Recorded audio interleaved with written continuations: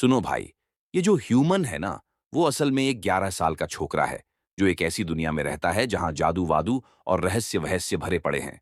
पर हमेशा से ऐसा नहीं था। पहले तो वो जापान के किसी शहर में रहने वाला एक आम आदमी था, जो ऑफिस में पिसता रहता था। नालायक बॉस के ऑर्डर मानता रहता, घटिया सी नौकरी करता और कॉरपोरेट की उस कभी न खत्म होने वाली मुसीबत में फंसा हुआ था। एक दिन सोते सोते उसको छींक आ गई, और छींक आने के चक्कर में वो बिस्तर से धड़ाम से नीचे गिर गया। उसका सिर मेज के कोने से टकरा गया, और क्या बताए, दिमाग में खून बह गया और वो सोते सोते ही निपट गया। क्या यार, मरने का भी कैसा घटिया तरीका था। ट्रक्कुन भी सुनकर निराश हो जाता। खैर, वो जब जागा तो उसने अपने सामने 3 अजीब से दिखने वाले लोगों को पाया, जिन्होंने अपना परिचय भगवान के तौर पर दिया।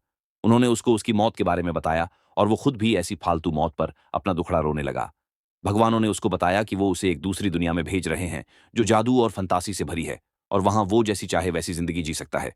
वो तुरंत मान गया, क्योंकि वो अपनी धरती वाली जिंदगी से पहले ही पक चुका था।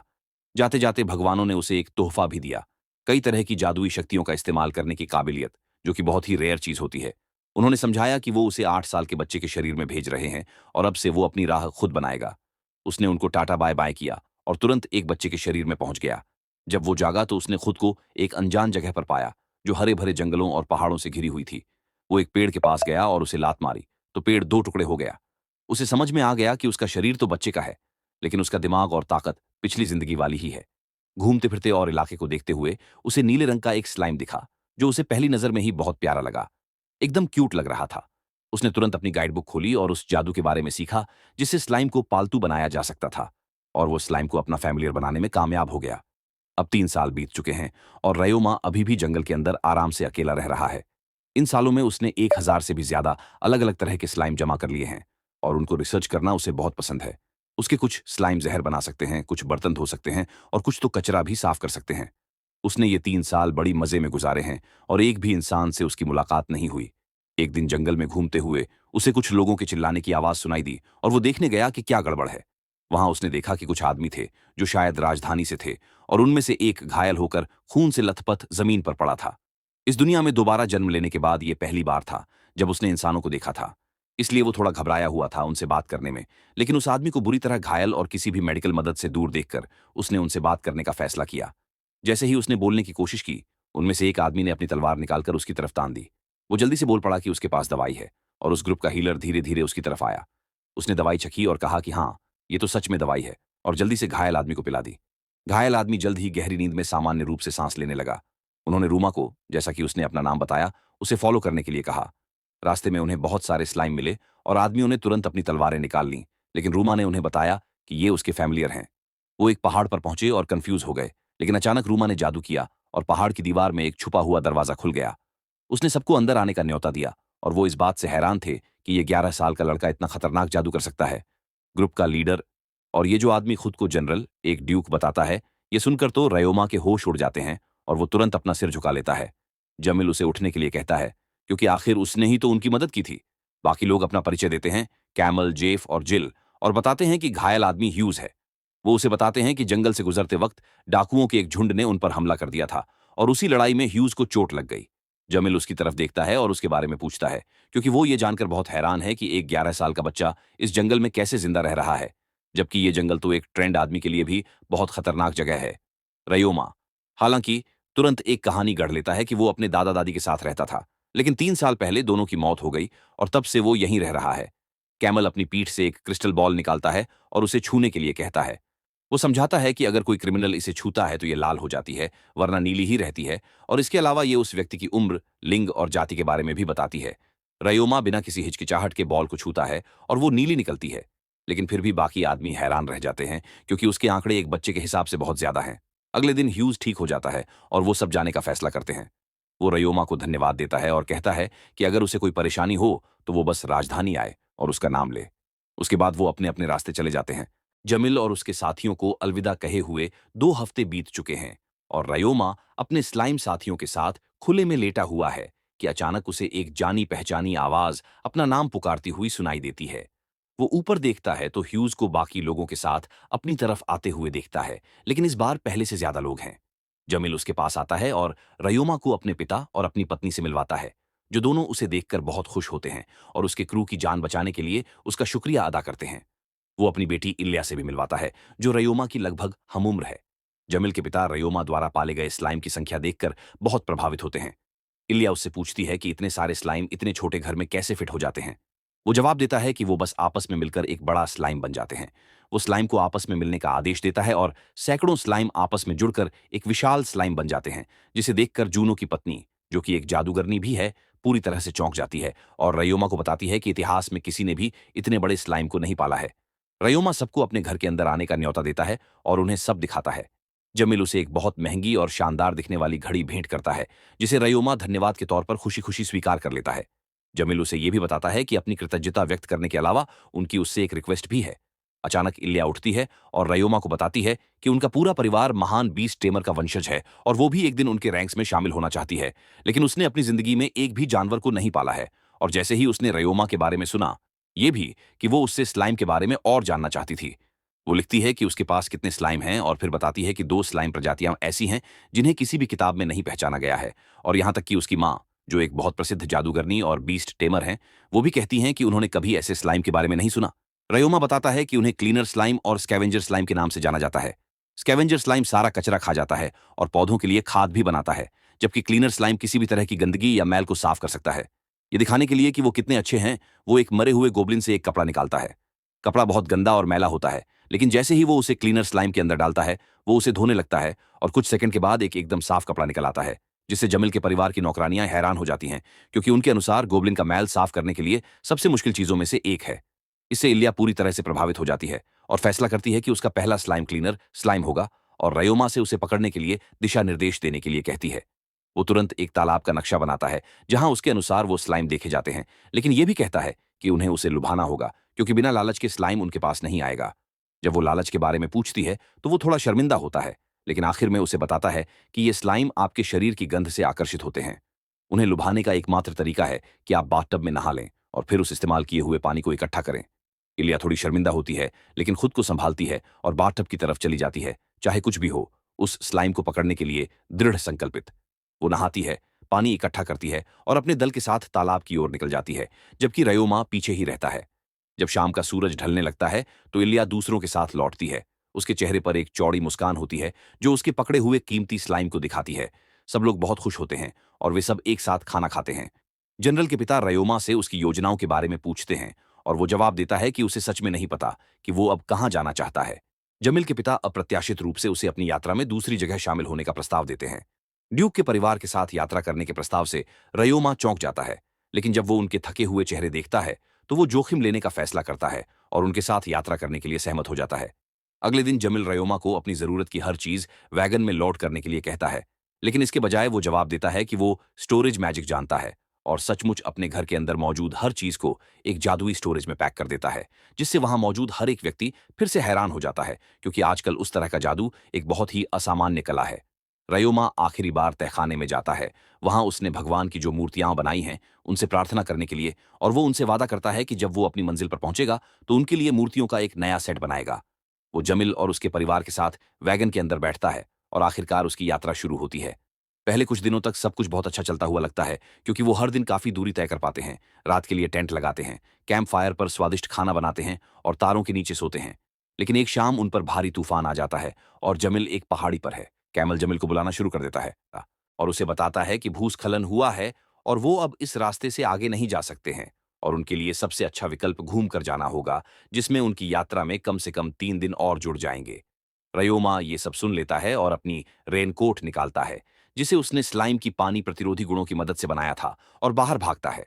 वो बारिश में खड़े बाकी आदमियों के लिए एक बाधा बनाता है ताकि वो गीले ना हो, और फिर वो कुछ मंत्र वगैरह जपने लगा।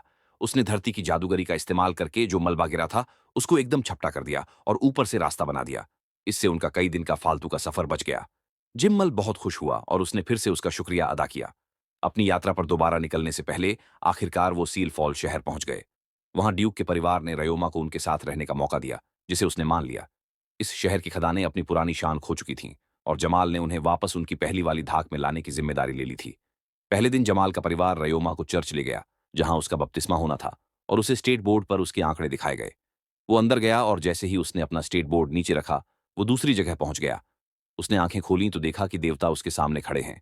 पहले तो उसे लगा कि वो फिर से मर गया है और उसने पूछा कि क्या वो मर चुका है, जिस पर देवताओं ने जवाब दिया कि वो एकदम ठीक है।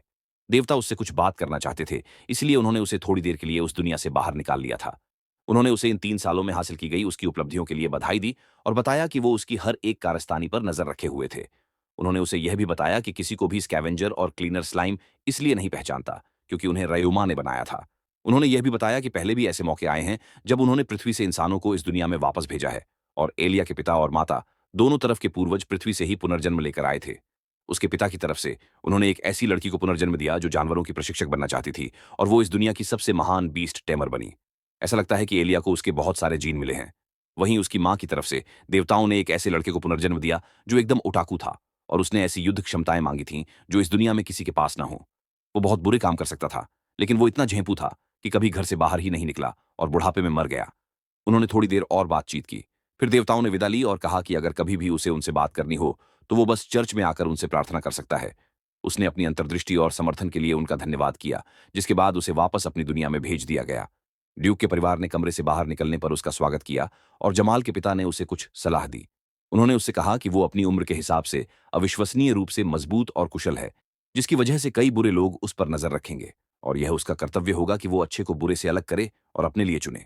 उन्होंने उसे अपनी ताकत को जितना हो सके छिपाने और रैंक बढ़ाने और अपनी हैसियत बनाने के लिए एक गिल्ड में शामिल होने के लिए भी कहा। एलिया ने उससे उसकी जादू की क्षमता और उसकी जादू को संभालने के रहस्य के बारे में पूछा। उसने बताया कि उसकी जादू की क्षमता 1,98,000 है और राजकुमारी ने सिर हिलाया और बताया कि उसकी जादू की क्षमता 2 लाख है, जिससे रयोमा हैरान हो गया। उसने उसे बताया कि जो लोग असामान्य रूप से उच्च जादू क्षमता के साथ पैदा होते हैं उन्हें अक्सर अपनी जादू को नियंत्रित करने में कठिनाई होती है और उन्हें अपनी जादू क्षमता को प्रबंधित करने के तरीके सीखने के लिए मजबूर होना पड़ता है। लेकिन किसी कारण से रयोमा बहुत कुशलता से जादू का उपयोग करने में सक्षम है। वो एक ऐसे बीस्ट टेमिंग वाले आदमी के पास जाते हैं जिसके पास कई तरह के ट्रेनर हैं, लेकिन वो रयोमा को लेने से इनकार कर देते हैं क्योंकि वो केवल स्लाइम को ही पालतू बना सकता है, जिनमें ज्यादा अनुकूलता नहीं होती। जमाल रयोमा से निराश न होने के लिए कहता है क्योंकि उसमें एक साहसी व्यक्ति के ज्यादा गुण हैं, जैसे कि युद्ध कौशल और जीवित रहने की प्रवृत्ति। फिर वो एक एडवेंचरर गिल्ड में जाते हैं जहां उसे एक परीक्षा देनी होती है। एक बहुत ही डरावना आदमी रेल के कौशल का परीक्षण करने आता है और उसे एक धनुष और तीर देता है और बिना एक भी तीर चूके सभी 5 लक्ष्यों को हिट करने के लिए कहता है और पीछे हट जाता है। रयोमा ने अपने तीर निकाले और एकदम धड़ाधड़ चलाने लगा। कमाल की रफ्तार थी उसकी, एक भी निशाना छूका नहीं और सिर्फ इतना ही नहीं, उसने हर निशाने के बीचों बीच मारा। अगले काम में उसे एक साथ कई हिलते हुए निशानों पर मारना था और इस बार 5 नहीं, पूरे 50 निशाने थे। निशाने मशीन से तेजी से निकलने लगे और सबके आश्चर्य की कोई सीमा नहीं रही। उसने पहले से भी ज्यादा रफ्तार से तीर चलाना शुरू कर दिया। एक भी निशाना नहीं चूका। आखिरी 4 निशाने तो उसने एक साथ मारे और सबके होश उड़ गए। उसने एक साथ 4 तीर चलाए और चारों एकदम ठीक जगह पर लगे। जैसे ही वो खत्म हुआ, उस आदमी ने उसकी तरफ चाकू फेंका, जिसे उसने पकड़ लिया और वापस उसकी तरफ फेंक दिया।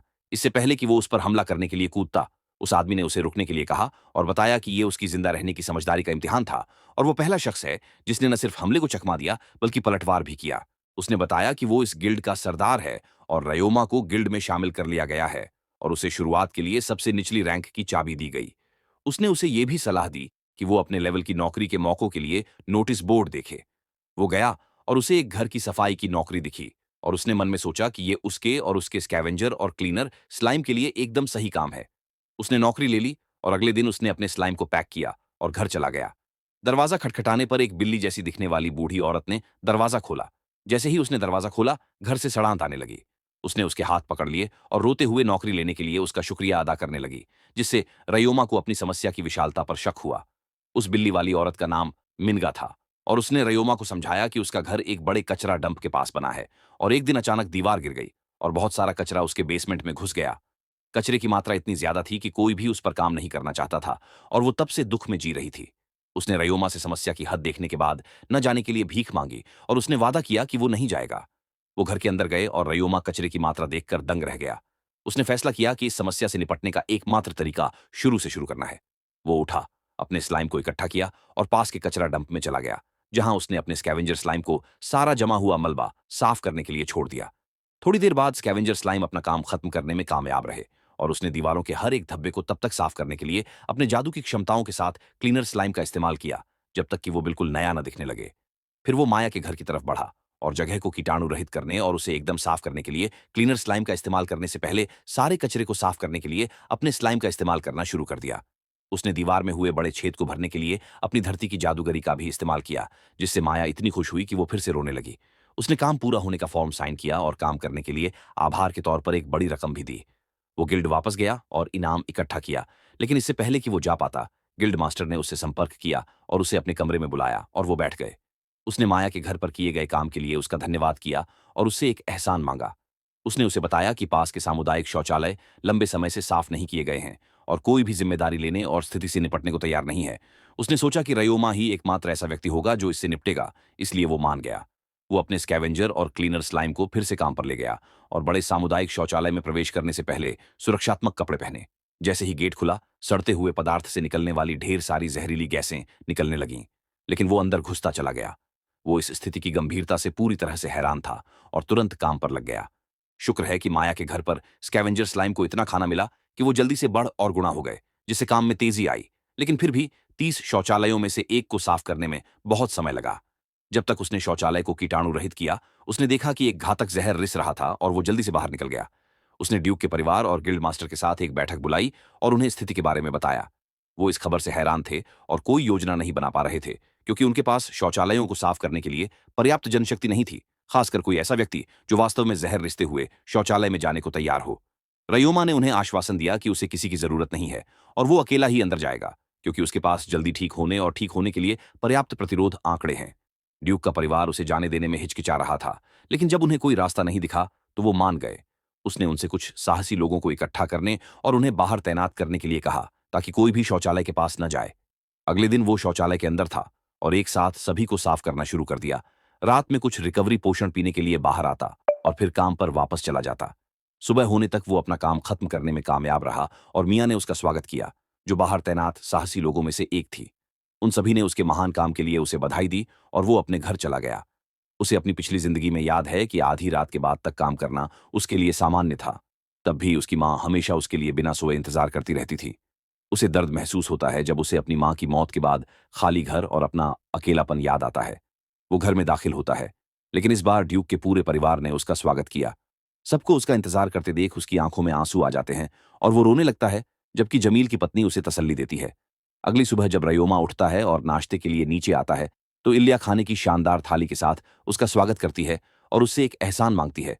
वो उससे जादू से खेलने का तरीका सिखाने के लिए कहती है, जिसे रयोमा मान लेता है और शानदार नाश्ता करने के बाद वो सब बाहर जाते हैं। पहली जादू की कला जो वो एलिया को सिखाता है, वो पानी और हवा की जादूगरी की मदद से बुलबुले बनाना है। शुरू में उसे कुछ दिक्कत होती है, क्योंकि उसके बुलबुले उसके बुलबुलों जितने मजबूत नहीं होते और आसानी से फूट जाते हैं, जबकि उसके बुलबुले बहुत मजबूत होते हैं और बहुत देर तक अपनी असली शक्ल में रहते हैं। वो उसे अलग-अलग आकार बनाने के लिए पानी की जादूगरी करना भी सिखाता है और जब वो उससे खेल रही होती है, तो वो ऊंट से कुछ हमलावर जादू सीखने का अनुरोध करता है, क्योंकि अभी तक उसमें उन क्षमताओं की कमी है। ऊंट बेशक मान जाता है और उसे सबसे पहले आग के तीर चलाना सिखाता है। हैरानी की बात यह है कि रयोमा आसानी से आग के तीर चला लेता है और उसे सीखने में ज्यादा वक्त बर्बाद करने के बजाय वो ऊंट के जानने वाले सभी अलग-अलग तरह के हमलावर जादू, जैसे कि आग की दीवार, बर्फ की दीवार, बर्फ के तीर, पानी का भंवर वगैरह सीख लेता है। आखिरकार ऊंट उसे बताता है कि उसने उसे वो सब कुछ सिखा दिया है जो वो जानता है और अब उसके पास सिखाने के लिए कुछ और नहीं है। तभी परिवार का बटलर रयोमा से पूछता है कि क्या वो स्थानिक जादू जानता है, जिस पर वो जवाब देता है कि वो टेलीपोर्टेशन और स्टोरेज बनाने जैसे कुछ स्थानिक जादू जानता है। पिता उससे अपनी टेलीपोर्टेशन क्षमता दिखाने के लिए कहते हैं, जिसे रयोमा कर पाता है। वो उसे वॉर्प मैजिक सिखाने के लिए कहता है, जिससे वो लंबी दूरी तक टेलीपोर्ट कर सकता है। रयोमा खुशी से उसका शुक्रिया अदा करता है और बाद में वॉर्प मैजिक सीखने में कामयाब हो जाता है। वो रयोमा को एक ऐसा आयामी स्टोरेज बनाना भी सिखाता है, जिसमें ऑक्सीजन हो, ताकि मैडलिन न केवल सामान ले जा सके, बल्कि जीवित प्राणी भी रह सकें। रयोमा को वो जादू सीखने में पूरा दिन लग जाता है, लेकिन सूरज ढलने तक वो सफलतापूर्वक आयामी स्टोरेज जादू कर पाता है और अब उसके पास अपने सभी स्लाइम को बहुत आसानी से ले जाने की क्षमता है। अगले दिन वो सब शहर की लोहे की खदानों में जाते हैं और रयोमा एलिया और उसके साथियों के साथ खदान के शाफ्ट में घुसकर उसमें रहने वाले राक्षसों को खत्म कर देता है। शाफ्टों से गुजरते वक्त उन्हें एक विशाल गुफा मैंटिस रोक लेता है, जो बहुत मजबूत राक्षस नहीं है, लेकिन अपेक्षाकृत तेजी से गुणा कर सकता है, इसलिए उनके विशाल झुंड एक समस्या हो सकते हैं। बाकी लोग एलिया को अकेले गुफा मैंटिस से निपटने देते हैं।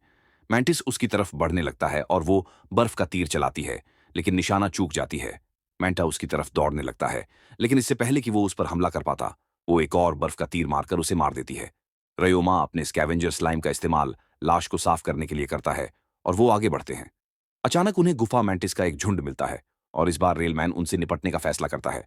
वो उनकी तरफ दौड़ता है, अपनी खंजर निकालता है और उन पर कूदने से पहले खुद को मजबूत करने के लिए अपनी जादूगरी का इस्तेमाल करता है। एक के बाद एक उन्हें मारता जाता है।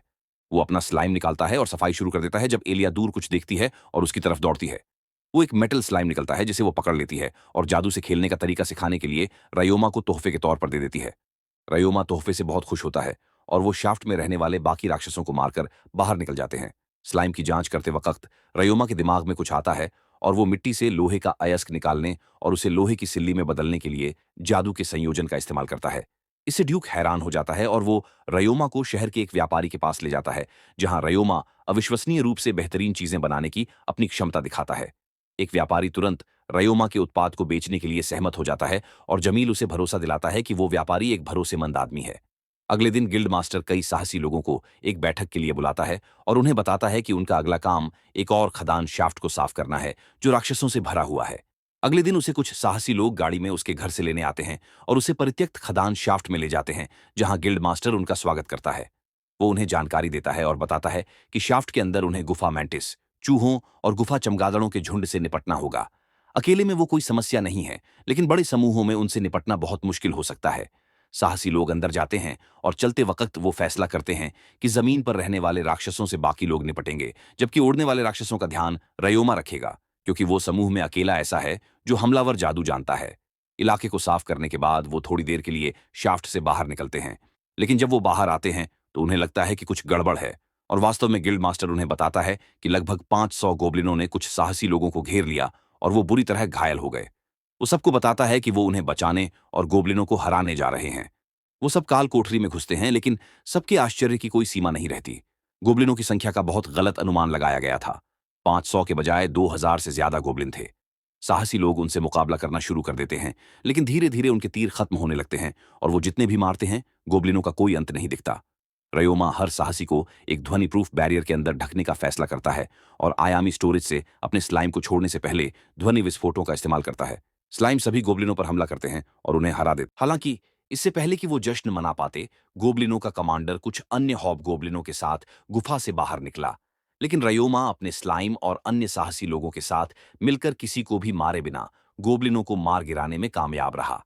अंत तक सब लोग गोब्लिनों के कीचड़ से सने हुए थे, लेकिन उसके पास मौजूद क्लीनर स्लाइम की बदौलत खोज पूरी करने और घर लौटने से पहले वो सब साफ हो गए।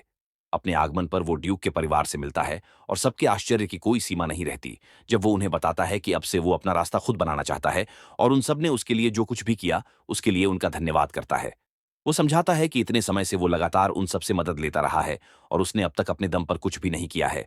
वो इस शहर में केवल इसलिए आ सका क्योंकि ड्यूक के परिवार ने उसे दयालुतापूर्वक अपने साथ रहने के लिए आमंत्रित किया था और फिर उन्होंने ही उसे बीस्ट टेमिंग गिल्ड और फिर एडवेंचरर गिल्ड ले जाने से पहले बपतिस्मा दिलाने में मदद की थी। वो ही थे जो उसे अपने घर पर ठहरा रहे थे, उसे खाना दे रहे थे और यहाँ तक कि उसे हमलावर जादू और स्थानिक जादू की कलाओं में प्रशिक्षित भी कर रहे थे। उन्होंने उसे उस गद्दार से मिलने में भी मदद की ताकि वो अपना खुद का व्यवसाय स्थापित कर सके।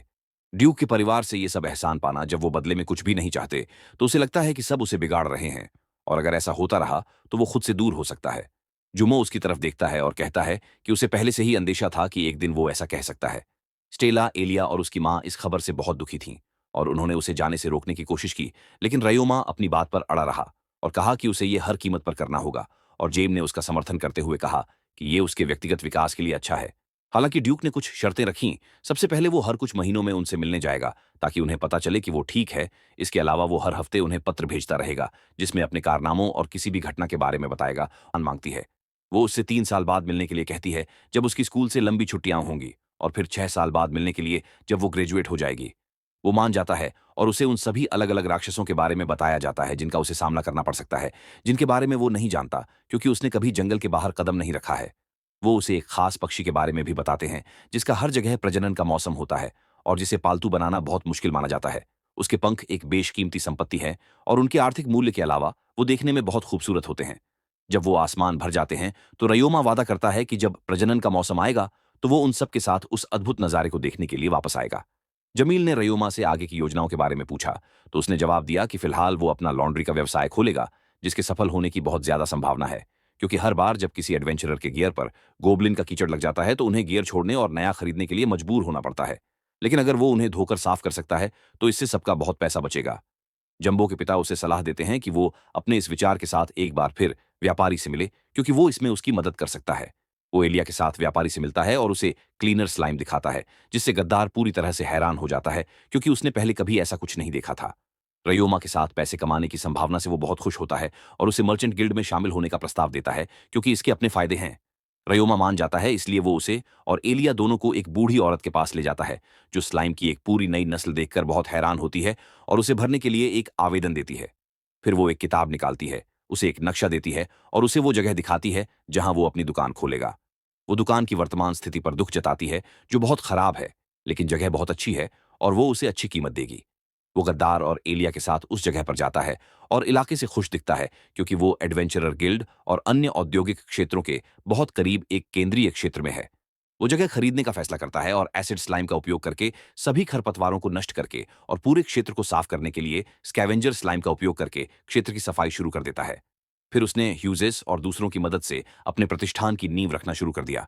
निर्माण पूरा होने के बाद वो साहसी लोगों से मदद लेता है और पूरी इमारत को पेंट करना शुरू कर देता है।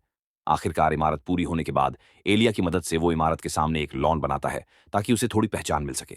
उस शाम वो फिर से चर्च जाता है और स्वर्गीय दुनिया में पहुंचाया जाता है, लेकिन इस बार केवल एक ही देवता उपलब्ध थे, क्योंकि उन्होंने कहा कि बाकी दो पृथ्वी पर पिकनिक मनाने गए थे।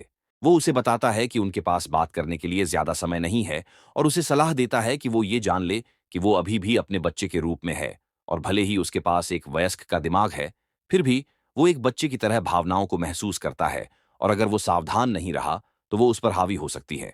इससे पहले कि वो उससे विवरण के बारे में पूछ पाता, उसे वापस अपनी दुनिया में पहुंचा दिया गया। रयोमा अपनी लॉन्ड्री सेवा का नाम बांस का जंगल रखता है और अपने पूरे हुए व्यवसाय को देखने के लिए आसपास के सभी लोगों को आमंत्रित करके एक बड़ी दावत देता है, भव्य उद्घाटन से एक दिन पहले।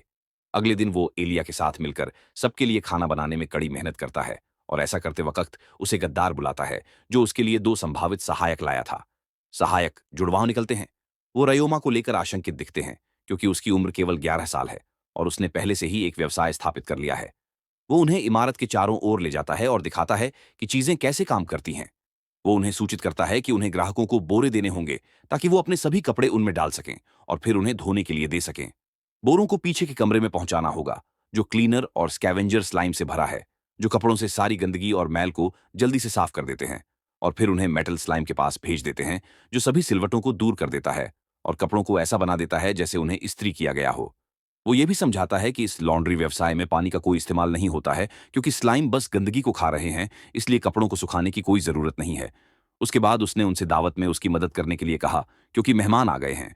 वो सभी जिन्हें वो जानता है दावत के लिए आते हैं, और जुड़वां इस बात से हैरान हैं कि ये लोग रयोमा पर कितना भरोसा करते हैं। दावत खत्म होने के बाद रयोमा उन्हें उनके रहने के क्वार्टर दिखाता है और उनसे पूछता है कि क्या वो उसके साथ काम करना चाहेंगे, और वो उसे बताते हैं कि वो पहले तो निश्चित नहीं थे, लेकिन अब उन्हें लगता है कि उन्हें उससे बहुत कुछ सीखना है और वो उसके लिए काम करना पसंद करेंगे। भव्य उद्घाटन का दिन आता है, लेकिन रयोमा ज्यादा उत्साहित नहीं है, क्योंकि उसने अभी तक अपनी जगह का ठीक से विज्ञापन भी नहीं किया है। वो अपनी लॉन्ड्री व्यवसाय के लिए कुछ विज्ञापन पोस्ट करने के लिए एडवेंचरर गिल्ड जाने का फैसला करता है, और ये देखकर हैरान हो जाता है कि मियाँ ने पहले से ही उसकी जगह का विज्ञापन करने वाला एक पोस्टर लगा दिया है। फिर वो नोटिस बोर्ड देखता है और एक खोज लेने का फैसला करता है, क्योंकि उसे लगता है कि उसका दिन काफी खाली रहेगा। वो एक छोटी खदान में जाता है और कुछ राक्षसों को खत्म करते हुए उन जड़ी बूटियों को इकट्ठा करता है जिनकी उसे खोज के लिए जरूरत होती है। वो गिल्ड वापस आता है, इनाम इकट्ठा करता है और बांस के जंगल वापस चला जाता है। वो कोने के चारों ओर मुड़ता है और ये देखकर पूरी तरह से हैरान हो जाता है कि उसका प्रतिष्ठान लोगों से पूरी तरह भरा हुआ है। भीड़ की वजह से वो अंदर भी नहीं जा सका और उसे अंदर जाने के लिए अपनी वॉर्प मैजिक का इस्तेमाल करना पड़ा। वो जल्दी से काम पर वापस लग जाता है और कपड़े अपनी जगह पर रखना शुरू कर देता है। दिन खत्म होने और सबके चले जाने के बाद वो ये देखकर हैरान है कि आज कितने लोग आए, और उसे एहसास होता है कि जुड़वाओं को पूरे दिन आराम करने का समय नहीं मिला। वो फैसला करता है कि वो जल्द से जल्द और कर्मचारियों को काम पर रखेगा, और अगले ही दिन वो मर्चेंट गिल्ड की बूढ़ी औरत से मिलता है और उससे ज्यादा कर्मचारियों को पाने के तरीके के बारे में कुछ सुझाव देने के लिए कहता है। बांस के जंगल में अगला दिन पहले से भी बेहतर था। ग्राहक और भी ज्यादा संख्या में आए और वो उसकी सफाई से वाकई संतुष्ट दिख रहे थे। उसे सच में एहसास होता है कि अगर उसका व्यवसाय इसी अनुपात में बढ़ता रहा तो उसे काम करने के लिए और भी ज्यादा लोगों को काम पर रखना होगा, इसलिए वो संभावित कर्मचारियों से मिलने के लिए गिल्ड वापस जाता है। वो कमरे में दाखिल होता है जो अलग अलग उम्र के लोगों से भरा है जो नौकरी चाहते हैं, लेकिन जैसे ही वो रियोमा को देखते हैं वो हैरान हो जाते हैं। रयोमा को एहसास हुआ कि ज्यादा लोग 11 साल के बच्चे के नीचे काम नहीं करना चाहेंगे, चाहे वो कितना भी सफल क्यों ना हो। इसके अलावा वो उम्मीदवारों को यह भी सूचित करता है कि अगर वो उसके लिए काम करना चुनते हैं तो उन्हें स्लाइम के साथ भी काम करना होगा, जिन्हें अन्य कर्मचारियों की तरह ही माना जाएगा। उसके बाद उसने उनसे कहा कि उनमें से जिन्होंने फैसला कर लिया है कि वो काम नहीं करना चाहते हैं वो जा सकते हैं। जैसे ही उसने ये कहा, एक युवा लड़की और एक बूढ़े आदमी को छोड़कर लगभग हर कोई कमरा छोड़ गया। उसने पूछा कि क्या उन्हें उसके साथ काम करने में कोई समस्या है, और उन्होंने कहा कि उन्हें कोई समस्या नहीं है। उन्होंने अपना परिचय फी और ले के रूप में दिया, जो पड़ोसी देश से आए एक पिता और बेटी हैं जो यहाँ नौकरी की तलाश में आए हैं। उन्होंने उसे यह भी बताया कि उनकी एक टांग टूटी हुई है, लेकिन रयोमा उन्हें बताता है कि इससे कोई समस्या नहीं होनी चाहिए। हालांकि वो देखता है कि दोनों छुपे हुए हथियार ले जा रहे हैं और उनके बारे में उनसे पूछता है। वो हैरान हो जाते हैं कि उसने इसे नोटिस कर लिया और तुरंत रक्षात्मक हो जाते हैं, लेकिन जल्द ही शांत हो जाते हैं और उसे बताते हैं कि वो पड़ोसी देश द्वारा किराए पर लिए गए पूर्व हत्यारे हैं, लेकिन युद्ध में उनके नियोक्ता की मौत हो गई और उन्हें उस देश से भागना पड़ा और अब उन्होंने हथियारों का जीवन पूरी तरह से छोड़ दिया है। वो तथ्य छिपाने के लिए उससे माफी मांगते हैं और उसे बताते हैं कि वो चले जाएंगे, लेकिन रयोमा उन्हें बताता है कि उसे उनके अतीत से कोई समस्या नहीं है और अगर वो काम करना चाहते हैं तो वो उन्हें काम पर रखने को तैयार है। पिता और बेटी दोनों सदमे में हैं और वो उसे बताते हैं कि बेशक वो काम करने को तैयार होंगे। रयोमा उनसे उनकी सैलरी के बारे में पूछता है, लेकिन वो जवाब देते हैं कि उन्हें बस रहने के लिए कोई भी साधारण जगह चाहिए, बस इतना ही। रयोमा जवाब देता है कि उनके पास एक बड़ा वेतन के अलावा अपना खुद का छात्रावास होगा। सहायकों के अलावा वो उन्हें प्रतिष्ठान के लिए गार्ड के रूप में भी काम पर रखता है, क्योंकि उनके पास सैन्य पृष्ठभूमि है। वो बहुत खुश होते हैं और उसे अवसर के लिए धन्यवाद देते हैं। वो उन्हें वापस बांस के जंगल ले जाता है, जो हमेशा की तरह ग्राहकों से पूरी तरह भरा होता है। वो उनका परिचय जुड़वाओं कार्ला और कैलुम से कराता है और वो काम करना शुरू कर देते हैं। दिन का काम खत्म होने के बाद वो फे और ले को पीछे के कमरे में ले जाता है और फी को लिटा देता है, इससे पहले कि वो अपना हीलिंग स्लाइम निकाले।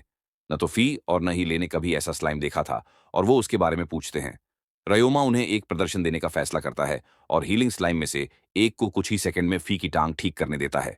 वो उठता है और ये जानकर हैरान हो जाता है कि उसकी टांग पूरी तरह से ठीक हो गई है और वो और वाई दोनों रोने लगते हैं और उसका धन्यवाद करते हुए कहते हैं कि एक हीलर को उसकी टांग ठीक करने में बहुत ज्यादा पैसा लगता।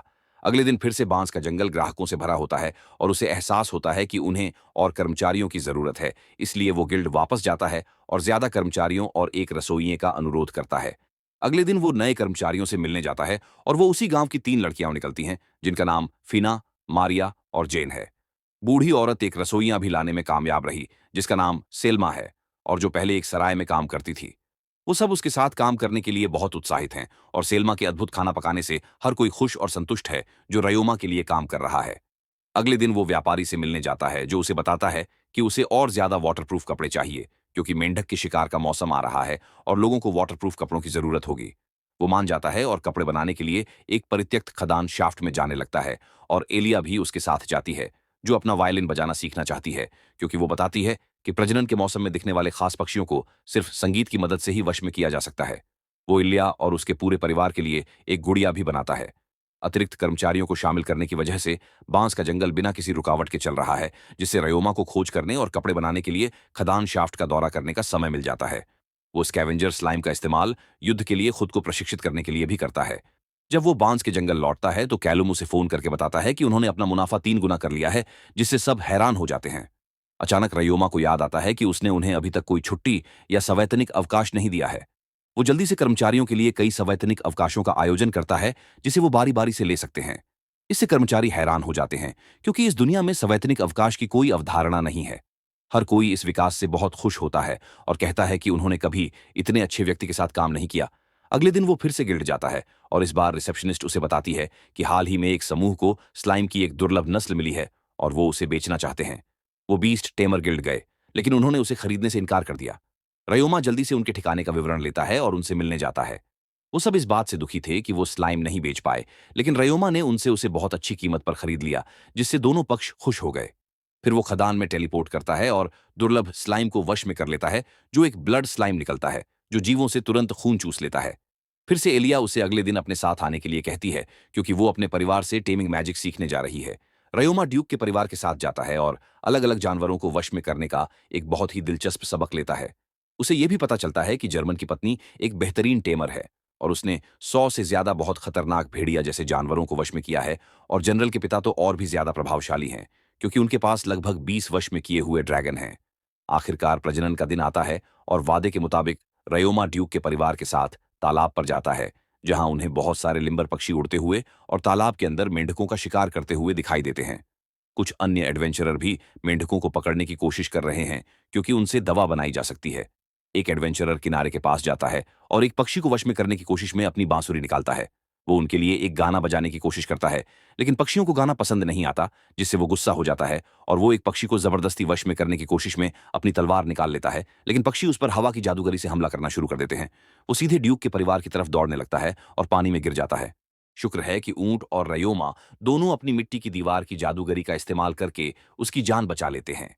अचानक पक्षियों के बीच से एक बहुत तेज आवाज आती है, जो हर एक व्यक्ति को प्रभावित करती हुई लगती है। लेकिन शुक्र है कि रयोमा पूरी तरह से ठीक लगता है, क्योंकि उसके आंकड़े बहुत अच्छे हैं। वो उस पक्षी का पता लगाता है जो वो आवाज निकाल रहा था, और उस पर अपनी साइलेंस मैजिक का इस्तेमाल करता है, जिससे झुंड भाग जाता है। बाकी लोग जल्दी से अन्य एडवेंचरर की चोटों का इलाज करने में मदद करते हैं, और जनरल के पिता रयोमा को समझाते हैं कि जिस पक्षी ने वो तेज आवाज की थी, वो एक खास लिम्बर पक्षी था, जो बहुत दुर्लभ होते हैं। रयोमा और बाकी लोग पक्षियों के लौटने का इंतजार करते हैं, लेकिन सूर्यास्त का समय करीब आ गया है। तभी उन्होंने जाने का फैसला किया, क्योंकि उन्हें लगा कि पक्षी नहीं आ रहे हैं। झुंड फिर से प्रकट होता है और पानी के अंदर बैठ जाता है। सब शांत हो जाते हैं, क्योंकि एलिया अपना वायलिन निकालती है और एक खूबसूरत धुन बजाना शुरू कर देती है, और थोड़ी देर बाद सबके आश्चर्य की कोई सीमा नहीं रहती। पक्षी उसके संगीत में उसका साथ देने लगते हैं और साथ में गाना शुरू कर देते हैं। वो बजाती रहती है, और जब तक वो अपना गाना खत्म करती है, 9 अलग-अलग लिम्बर पक्षी उसे घेर लेते हैं, और वो उनके साथ एक सफल अनुबंध करने में कामयाब हो जाती है।